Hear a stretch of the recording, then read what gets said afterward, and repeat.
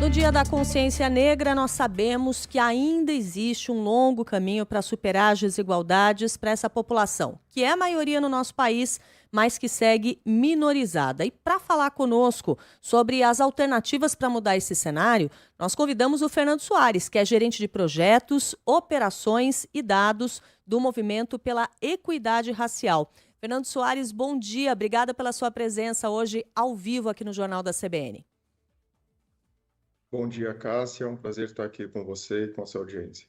Fernando, acho importante a gente já começar essa conversa trazendo aí essa definição do que é a equidade, né? Que vocês têm, inclusive, no nome do movimento de vocês. E por que é importante a gente ressaltar a diferença entre equidade e igualdade? A ótima pergunta, Cássia, porque apesar de ser um tema que, né, para muitos é algo trivial, né, para a maioria da população não é. Quando a gente fala em igualdade, é quando a gente parte do princípio de que todas as pessoas elas têm acesso à mesma oportunidade, né? Então, se eu promovo para um grupo de pessoas o mesmo nível de oportunidade, todas partem da mesma linha inicial, né?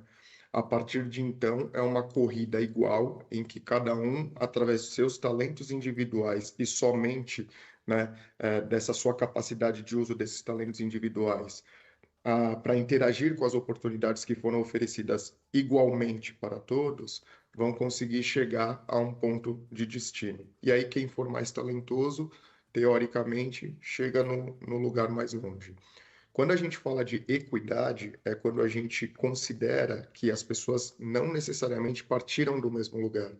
As pessoas tiveram acessos a oportunidades diferentes e por um contexto que não está relacionado às suas individualidades, né? Mas por um contexto social. E aí, quando a gente fala especificamente sobre a equidade, olhando para a população negra, no Brasil, a gente parte de um princípio de que pessoas negras não necessariamente tiveram o mesmo acesso a oportunidades inicialmente dentro, né, do seu processo de formação. E a partir de então, os talentos que essas pessoas têm não necessariamente vão refletir lá na frente no avanço mais rápido de suas carreiras ou de suas vidas profissionais, de acordo, né, com aquilo que lhes foi permitido. Então, trabalhar a equidade é a gente entender que pessoas diferentes tiveram acessos a oportunidades diferentes e a gente corrige esse acesso, a gente oferece oportunidades diferentes para que essas pessoas diferentes possam, de fato, através de seus talentos, atingirem o máximo possível de seus potenciais e, com isso, a sociedade como um todo ganha. E de que forma essa questão, né, da equidade, essa falta de igualdade de condições se manifesta ainda hoje, Fernando, no mercado de trabalho brasileiro? Bom, quando a gente olha para o no mercado de trabalho especificamente, a gente teve um avanço importante nos últimos anos, com relação à formação da população negra brasileira, especialmente devido à política de cotas raciais, né? Então, nos últimos 10, 15 anos, a gente vê essa evolução da presença da pessoa negra dentro das principais universidades do Brasil. A gente sai para um início em que era algo em torno de 13%, né, de pessoas negras ocupando posições dentro das principais, ocupando cadeiras de estudantes dentro das principais universidades públicas do Brasil, para a gente chegar em aproximadamente 43%, né, no dado da última pesquisa. Então, essa formação, esse acesso à formação, à educação de qualidade, ele vem sendo corrigido ao longo dos últimos anos, nesse recorte específico, que é o recorte das universidades públicas. Mas quando a gente olha para o mercado de trabalho, ainda não necessariamente estamos com esse número refletido, né? Então, não é novidade para a maioria das pessoas, mas a população negra no Brasil, ou seja, pessoas autodeclaradas pretas e pessoas autodeclaradas pardas, compõe 56% da população do Brasil. Se tivéssemos uma realidade equânime, como você comenta, Cássia, teríamos esse dado muito proximamente representado em todos os ambientes, em todos os lugares. E aí eu te pergunto, quando você entra num restaurante de classe social mais alta, você vê 56% das pessoas negras sentadas, né, no restaurante como consumidoras? Quando você vai a shoppings de luxo, você vê que 56% dos clientes são pessoas negras. No Brasil, não, né? E olhando então para o mercado de trabalho, esse reflexo no volume de pessoas negras dentro do mercado de trabalho, ele representa muito proximamente na base da pirâmide organizacional. Então, você tem na base da pirâmide do mercado brasileiro algo próximo do que é a representatividade do Brasil. Mais de 50% das pessoas que trabalham em grandes organizações são pessoas negras.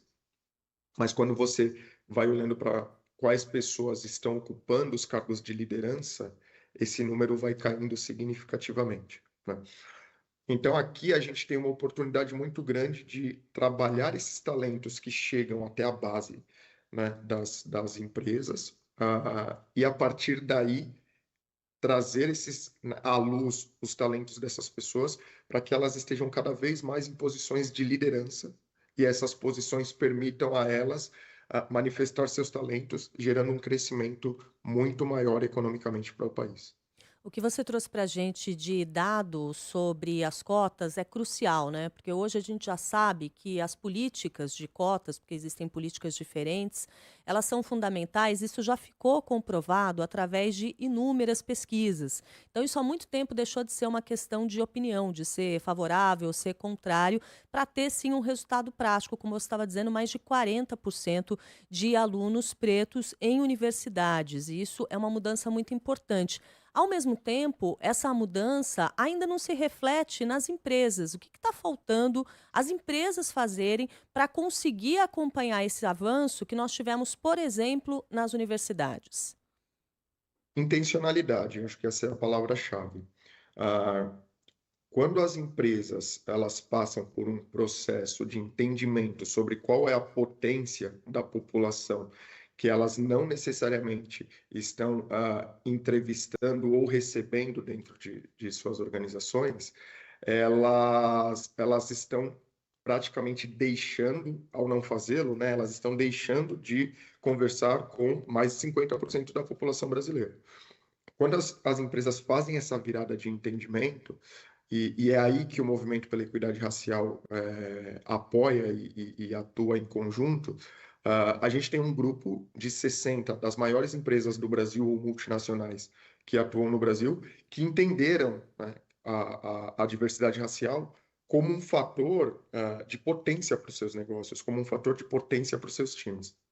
A partir disso, uma série de fatores internos vão sendo aprendidos, entendidos e processos vão sendo alterados para que você, com intencionalidade, consiga enxergar aonde os seus vieses, sejam eles vieses processuais, institucionais ou mesmo individuais, as pessoas que trabalham na sua empresa são pessoas que foram nascidas e criadas, em sua maioria, no ambiente que o Brasil é, e elas refletem dentro da sua organização aquilo que o Brasil produziu ao longo do tempo. Então, você precisa fazer com que a sua empresa entenda qual que é a dificuldade e o potencial que você tem para a atração de pessoas talentosíssimas que estão no mercado e que não conversam com as suas oportunidades, para que a raiz disso você consiga fazer processos de seleção, processos de promoção de pessoas que antes não estavam representadas dentro da sua organização. Uhum. Qual que é a sua expectativa? O que que você deseja num dia como esse que a gente possa construir de mudança para quando a gente estiver conversando no ano que vem, novamente no Dia da Consciência Negra?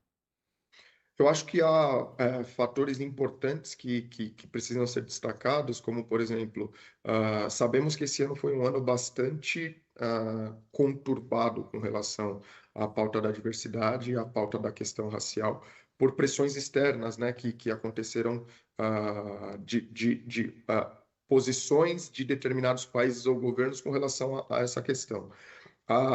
Havia e há uma expectativa muito grande de como esse impacto chega ao Brasil. E aí, notícias boas e notícias não tão boas. Acho que a primeira notícia boa é que, ao contrário do que poderia se prever, no caso do Mover, o Mover cresceu durante esse período em volume de empresas associadas, né? Então, saímos de 53 associadas como começamos o ano, para 60 associadas.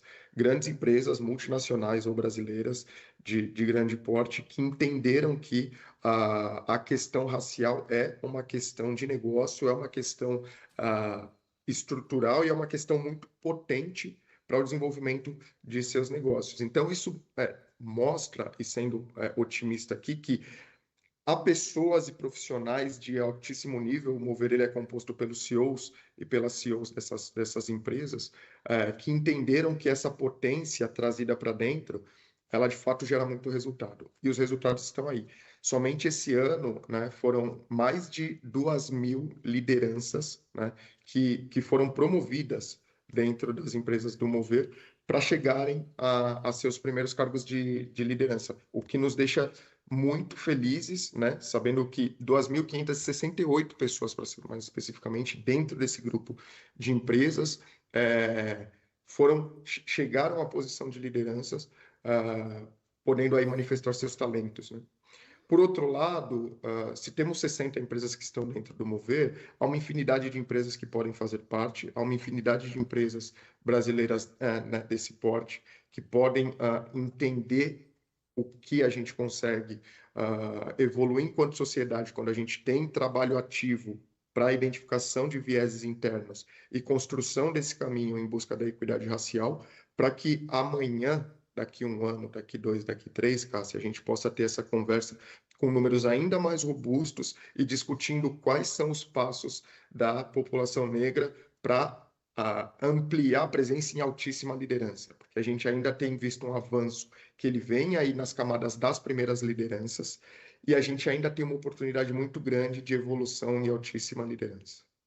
A gente vai continuar essa conversa e a gente espera que realmente esses dados melhorem.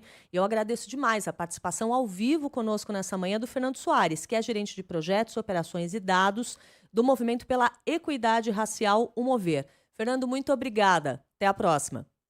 Até a próxima.